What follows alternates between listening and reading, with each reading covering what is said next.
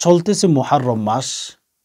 এই মুহররম মাসের মধ্যে যদি রাসূলুল্লাহ সাল্লাল্লাহু আলাইহি সাল্লাম যে আমলগুলো আমাদেরকে শিখিয়ে দিয়েছেন, সেই আমলগুলো যদি আমরা মুহররম মাসকে কেন্দ্র করে বেশি বেশি করতে পারি, আমার বিশ্বাস আল্লাহ পাক রব্বুল আলামিন আমাদের উপর খুশি হয়ে যাবেন, আমাদেরকে জান্নাত দান করবেন, জীবনের যৌবনের সকল গুনাহ আল্লাহ তাআলা ক্ষমা করে দিবেন। প্রিয় দর্শক, আমি বিশেষ করে আপনাদেরকে বলবো, এই যে মুহররম মাসের প্রতিটি দিন একটি দোয়া 5 বার করে পাঠ করবেন। রাসূলুল্লাহ সাল্লাল্লাহু আলাইহি সাল্লামের স্পষ্ট হাদিস, আপনি যা চাইবেন আল্লাহ সুবহানাহু ওয়া তাআলা আপনাকে দান করবেন। আমি সেই দোয়াটি স্ক্রিন উচ্চারণ দিয়ে দেব, শব্দে শব্দে আপনি শিখে নিতে পারবেন। একটু সবর করেন, ভিডিওটি শুরু থেকে শেষ অবধি দেখতে থাকুন। আর হ্যাঁ, সম্মানিত দিনী ভাই বোন, যারা নিত্য নতুন ইসলামিক বিভিন্ন আমলের ভিডিও সবার আগে পেতে চান, অবশ্যই একটা লাইক করে ফেলেন আর চ্যানেলটি সাবস্ক্রাইব করে অল নোটিফিকেশন অন করে দিন। ইনশাআল্লাহ সবার আগে আপনি ভিডিও পেয়ে যাবেন। দেখুন, মুহররম মাস অত্যন্ত গুরুত্বপূর্ণ একটি মাস। এই মাসে আমরা ইনসাফ করার চেষ্টা করব। ইনসাফ মানে নিজের সাথে নিজে ইনসাফ করব, নিজের উপর নিজে জুলুম করব না। কেননা রাসূলুল্লাহ সাল্লাল্লাহু আলাইহি সাল্লাম বলেন, আয-যুলমু যুলমাতু ইয়াউমাল কিয়ামা।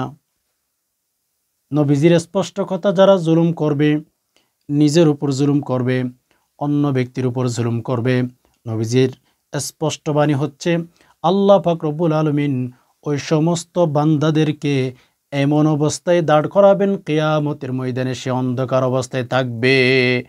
যারা নিজের উপর জুলুম করে, মানুষের উপর জুলুম করে, শোনেন তাহলে নবীজি বলেন কিয়ামতের ময়দানে বিশাল অন্ধকার হয়ে সামনে আসবে। এজন্য আয-যুলমু যুলমাতু ইয়াউমাল কিয়ামা। মুহররম মাস চলতেছে, আলহামদুলিল্লাহ সুম্মা আলহামদুলিল্লাহ বলুন। ও মেরে দোস্ত, মুহররম মাস, গত বছর মুহররম মাসে কত ভাই বোন জীবিত ছিল, কত নারী পুরুষ দুনিয়ার মধ্যে জীবিত ছিল।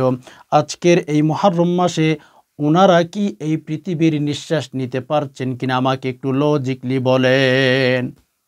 কেউ নিতে পারছে না। আমি আপনাকে বলবো, আগামী বছর মুহররম মাস আসার আগে আপনার জীবনটা মাটির নিচের জীবন হতে পারে। আপনি দুনিয়া থেকে বিদায় হয়ে কবরের ভেতরে চলে যেতে পারেন। এজন্য আসুন, এই মুহররম মাসকে কেন্দ্র করে আমরা বেশি বেশি আমল করি, নিজের উপর ইনসাফ করে, নিজের সাথে ইনসাফ করে আল্লাহ পাক রব্বুল আলামিনকে রাজি খুশি করে দুনিয়ায় থেকে বিদায় হওয়ার চেষ্টা করি। আল্লাহ আমাদেরকে অবশ্যই মাফ করে দিবেন। আল্লাহ পাক আমাদের উপর খুশি হইয়া যাবেন। মুহররম মাস, আমরা তো নিজের উপর ইনসাফ করতে পারি না, যার কারণে আমাদের লাইফ, আমাদের জীবন সবসময় কষ্টের মধ্যে যাচ্ছে। আমরা নিজের উপর ইনসাফ করতে পারি না, আমরা নিজের উপর জুলুম করি, মানুষের উপর জুলুম করি। নিজের উপর জুলুম কি? নামাজ পড়ছি না, ইবাদত বন্দেগী করতেছি না। মুহররম মাসের মতো একটা মাস চলে যাচ্ছে, অথচ আমাদের কোনো খবর নাই। আমাদের লাইফ, আমাদের জীবন যেমন মন চাই ওইভাবে চলতেছে। আমি বলবো না, আপনার জীবন এটা আপনি মনে যা চায় তাই করতে পারবেন না। আল্লাহ জীবন দিয়েছেন, আল্লাহ বডি দিয়েছেন, আল্লাহ শরীর দিয়েছেন, আল্লাহ যা যা সুযোগ সুবিধা আমাদের প্রয়োজন সব আল্লাহ দিয়েছেন। আমি বলি শুনেন, আমাদের উচিত আল্লাহ পাক যেভাবে বলেছেন ওইভাবে আমাদের জীবনটা কাটানো। আল্লাহ তাআলা যেভাবে বলেছেন ওইভাবে কাটাইতে হবে। এই যে মুহররম মাস, নিজের পরিবারের সদস্য সবাইকে বলেন বেশি বেশি সিয়াম সাধনা করার জন্য, তাহাজ্জুদ পড়ার জন্য বলেন, ইবাদত বন্দেগীতে সময়টা কাটানোর জন্য বলেন। অনেক অনেক সুখী হতে পারবেন। আল্লাহ তাআলা ঘরের মধ্যে রহমতের শান্তি দান করবেন। আল্লাহ পাক রব্বুল আলামিন রহমতের ফেরেশতা ঘরের মধ্যে পাঠিয়ে দিবেন। ওকে, তো যাই হোক, সম্মানিত দিনী ভাই বোন, এই যে মুহররম মাস, ইনসাফ করবেন নিজের সাথে, গুনাহের কাজ ছেড়ে দেন। একটা ঘটনা মনে পড়ে গেল, একটু কষ্ট করে শুনে যান। মুহররম মাস কিভাবে কাটাবেন আমি একটু পরে বলতেছি। ইনসাফ করবেন। প্রথমে বলছিলাম ইনসাফ মানে ইবাদত বন্দেগীতে সময় কাটানো, নিজের উপর জুলুম না করা, নিজের উপর অত্যাচার না করা, এটাই হচ্ছে ইনসাফ। যেমন আগের যুগের মধ্যে এক বাচ্চা আর এক গরুর খামারের কাজ করত। ওনার দু একটা গরু ছিল দামি দামি, একটা গরু ছিল অনেক দুধ দিত। মানুষ যখন ইনসাফ না করে, মানুষ যখন চুরি করে, মানুষ যখন মানুষের উপর জুলুম করে, তখন সমাজ থেকে শান্তি উঠে যায়, সমাজে শান্তি থাকে না। সত্য। তো এক বাচ্চা খবর পেয়েছে তার দেশের মানুষের একজন হচ্ছে ফার্মে কাজ করে, ওরকম একজনের কাছে কিছু গরু আছে। একটা গরু এমন দুধ দেয় যে সারা এলাকাতে খবর হয়ে গেছে, অমুক জায়গার মধ্যে অমুক ব্যক্তির কাছে একটা গরু আছে, দৈনিক এত লিটার দুধ দেয়, ঠিক না? এই কথা প্রচার হতে হতে হতে হতে বাদশা পর্যন্ত পৌঁছে গেল। বাদশা সাহেব একদিন নিয়ত করলো তার বাড়িতে আমি যাব। বাদশা মানুষ, দেশের প্রেসিডেন্ট ধরেন, তার ঘরে গেল, যাওয়ার নিয়ত করলো, কিন্তু নিয়ত ছিল আমি তার ঘরে যাব, ওই গরুটা আমি নিয়ে ফেলবো। আমার যেহেতু ক্ষমতা আছে, আমার যেহেতু শক্তি আছে, আমি ওই গরুটা নিয়ে ফেলবো। আমি ওই গরুটা নিয়ে যাওয়ার পরে আমি নিজে ইউজ করব, আমি গরুর দুধগুলো বিক্রি করতে পারবো বা খাইতে পারবো, গরিব মানুষকে দেব আমার গরু হিসাবে, যেন আমি আগামী নির্বাচনে ভোট পেয়ে যাই, আমি যেন রাজা হতে পারি। এই চিন্তা করে ওই গরিব মানুষের বাসায় গেল বাদশা সাহেব। বাদশা সাহেব যাওয়ার পর বলল, ভাই একটু কি কথা বলা যাবে? আমি দেশের প্রেসিডেন্ট, আপনার ঘরে এসেছে, আপনি কি রাগ করেছেন? বলে, না, রাগ করার প্রশ্নই আসে না, আপনি দেশের রাজা মানুষ, আমার ঘরে আসতেই পারেন। ইনসাফ কত বড় একটা ভালো জিনিস। মানুষ গুনাহের কাজ করার নিয়ত করলে যে বড় ক্ষতি হয়ে যায় দেশের সমাজের, এটা আপনাদেরকে বোঝাবার জন্য একটু উদাহরণ দিচ্ছি। বাদশা সাহেব ওই লোকটাকে জিজ্ঞেস করলো, ভাই শুনছিলাম আপনার একটা গরু আছে, ধরেন 100 লিটার দুধ দিয়ে থাকে একদিনে, বোঝাবার জন্য বলছি, সেই জামানায় বেশি দুধ যাকে বলে সেই পরিমাণ দুধ দিত, হয়তো আর বেশি দিত কম দিত এরকমই। দেন হচ্ছে বাদশা সাহেব জিজ্ঞেস করলো, ভাই আপনার কাছে নাকি একটা গরু আছে, অনেক অনেক দুধ দেয়, সেই গরুটা কি এখন ঠিক মতো দুধ দিয়ে থাকে? সেই গরুটা এখন দুধ দেয় কিনা আমাকে একটু বলো। ওই লোকটা বলল, না জাহাপনা বাদশা সাহেব, না, কয়েকদিন ধরে কি হয়েছে জানি না, আল্লাহ ভালো জানেন। আমার গরুটা অনেক অনেক দুধ দিত, কয়েকদিন ধরে দেখা যাচ্ছে আমার গরুটা দুধ দেওয়া বন্ধ হয়ে গেছে, দুধ কমে গেছে, অনেক টেনশনে পড়ে গেলাম। যেই গরুর দুধ দিয়ে আমরা সংসার চালাইতাম, আমরা সবাই খাইতাম, মোটামুটি ভালো ছিলাম, জাহাপনা এখন দেখা যাচ্ছে গরুর দুধগুলো শুকিয়ে গেছে, গরুর দুধ নাই। এই কথা বলার সাথে সাথে বাদশা সাহেব চিন্তা করতে লাগলো, কেন আমি তো ওই গরুটা নিয়ে যাওয়ার জন্য আসলাম, মনে মনে বলতেছে ওই গরুর মালিককে বলে নাই, গরুটার নিয়ে যাই নাই।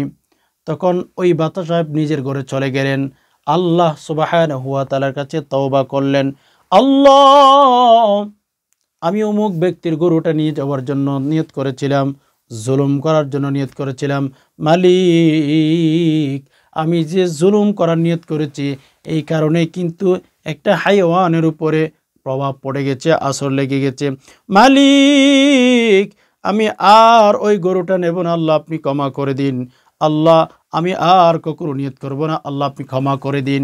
এইভাবে তওবা করে পরের দিন আবার ওই লোকের কাছে গেল, গরুর মালিকের কাছে গেল, জিজ্ঞেস করলো, ভাই একটু কি বলবেন আপনার গরু যেভাবে আগে দুধ দিত সেই পজিশনে চলে গেছে কিনা?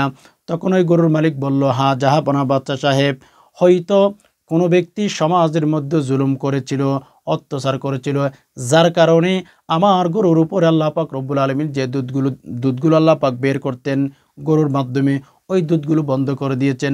ওই গরুর মালিক বলেন, ভাই এমনও তো হতে পারে যেই ব্যক্তি জুলুম করার নিয়ত করেছিল বা জুলুম করত সমাজে, ওই ব্যক্তি তওবা করেছে, এই কারণে হয়তো আল্লাহ পাক রব্বুল আলামিন আমার গরুর যে দুধের অবস্থা ভালো সেইটাই করে দিয়েছে। বাদশা সাহেব তো আশ্চর্য হয়ে গেল যে একটা গরুর উপর আমি জুলুম করব, এটা শুধু নিয়ত করেছিলাম, গরুর দুধ দেওয়া বন্ধ হয়ে গেছে। দেখেন, আমরা নিজের উপর নিজে জুলুম করতেছি, কসম নিজের উপর নিজে হাজার হাজার জুলুম করতেছি। বলে কেমন জুলুম? নামাজ পড়তেছি না, মুহররম মাস চলে যাচ্ছে মেরে দোস্ত। মুহররম মাস সম্মানিত একটি মাস।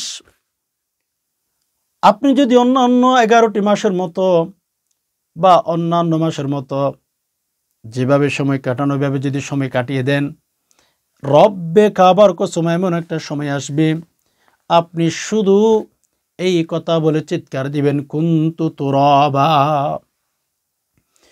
এই কথা বলে চিৎকার দিয়ে সময় কাটাবেন, কুনতু তুরাবা। আল্লাহ পাক রব্বুল আলামিনের কাছে বলবেন, আল্লাহ মাটি বানিয়ে ফেলেন। আল্লাহর কাছে এই দোয়া করতেই থাকবে। এমন একটা সময় আসবে মানুষ কিয়ামতের ময়দানে যারা আমলনামা বাম হাতে পেয়ে যাবে, এরা আল্লাহ সুবহানাহু ওয়া তাআলার কাছে চিৎকার দিয়ে বলবেন, কুনতু তুরাবা, আল্লাহ মাটি বানিয়ে ফেলেন। মানুষ কত অসহায় হইলে আল্লাহ সুবহানাহু ওয়া তাআলার কাছে দোয়া করতে পারেন যে আল্লাহ আমাকে মাটি বানিয়ে ফেলেন, মাটি বানিয়ে ফেলেন। মেরে দোস্ত, আসুন আমি যদি আপনাদেরকে একটু বোঝাবার জন্য বলি, ছোট্ট জীবন, এটা বরফ, কসম খোদ এটা বরফ। বরফ ফ্যাক্টরিতে যদি বের করেন, আপনি যেখানে রাখেন সেখানে সেটা আস্তে আস্তে দেখবেন যে এটা পানি হয়ে গেছে, অস্তিত্ব পর্যন্ত পাওয়া কঠিন হয়ে যায়। তেমনিভাবে অলমোস্ট আমাদের লাইফটাও এরকম। আমরা মানুষ, আমরা অবশ্যই এই দুনিয়া থেকে আমরা চলে যাব। তবে হ্যাঁ, আল্লাহ পাক রব্বুল আলামিনের কাছে আপনার আমার জবাবদিহি করতে হবে। আল্লাহ এমনও জিজ্ঞেস করতে পারেন যে বান্দা, তোর তো মুহররম মাসের মতো এত গুরুত্বপূর্ণ একটা মাস দিয়েছিলাম, তুই চাইলে তো ইবাদত বন্দেগী করে সময় কাটাইতে পারতি। এজন্য বিশেষ করে এই মুহররম মাসের মধ্যে আমরা নফল সিয়াম মানে নফল রোজা রাখার চেষ্টা করব। নফল রোজা রাখার যদি আমরা চেষ্টা করি, ইনশাআল্লাহ আমাদেরকে তৌফিক দিবেন, ব্যবস্থা করে দিবেন। ইন্নামাল আমালু বিন্নিয়াত। এজন্য বেশি বেশি আমরা এই যে মুহররম মাসের মধ্যে সিয়াম সাধনা করার চেষ্টা করব, বেশি থেকে বেশি, যতটুকু আপনার সামর্থ্য হয়।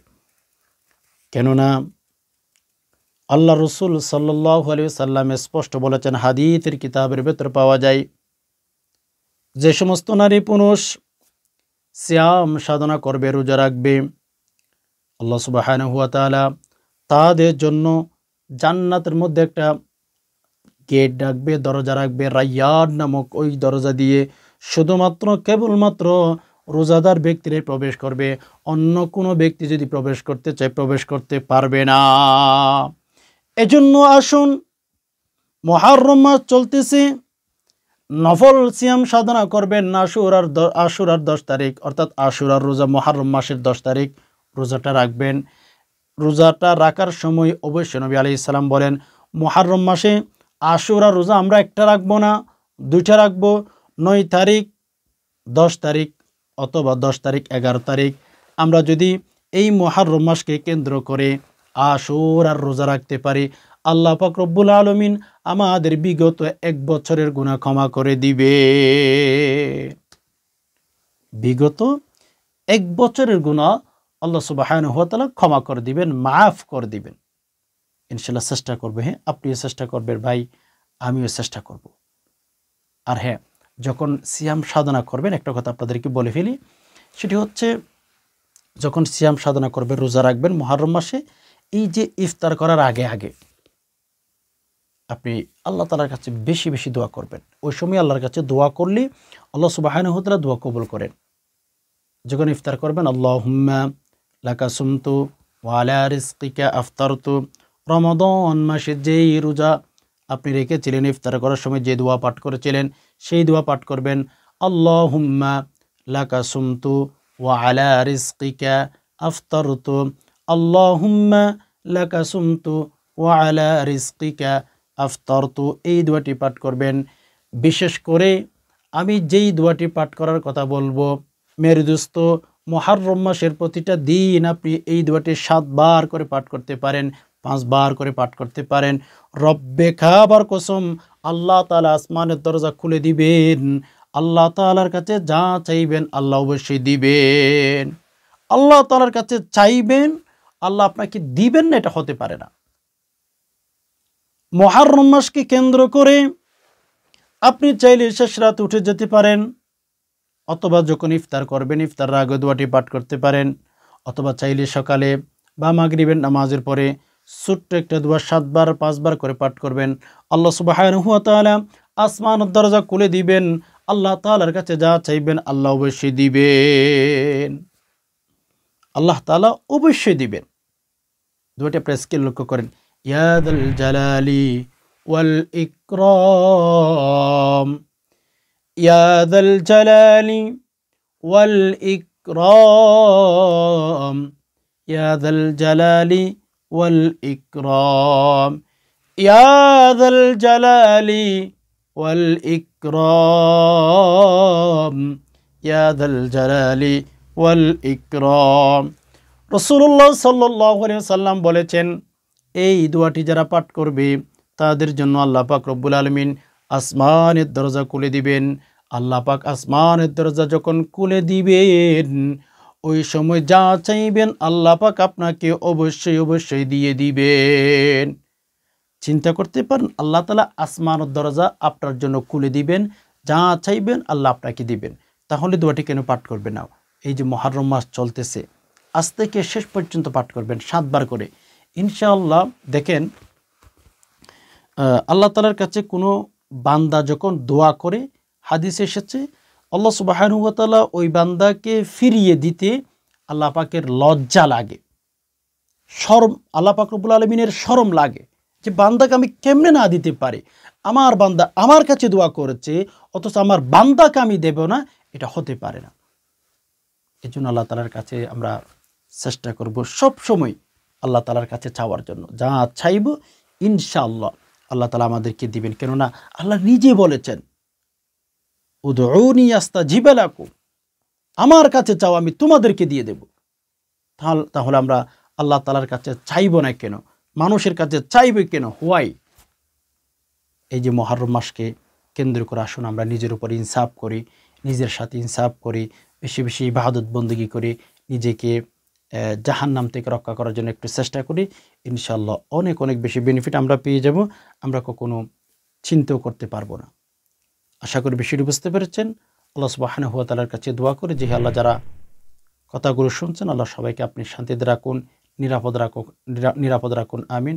হাদামা ইনদি ওয়াল ইলমি ইনদাল্লাহ, আলাইহি তাওয়াক্কালতু ওয়া ইলাইহি উনীব। আসসালামু আলাইকুম ওয়া রাহমাতুল্লাহি ওয়া বারাকাতুহু।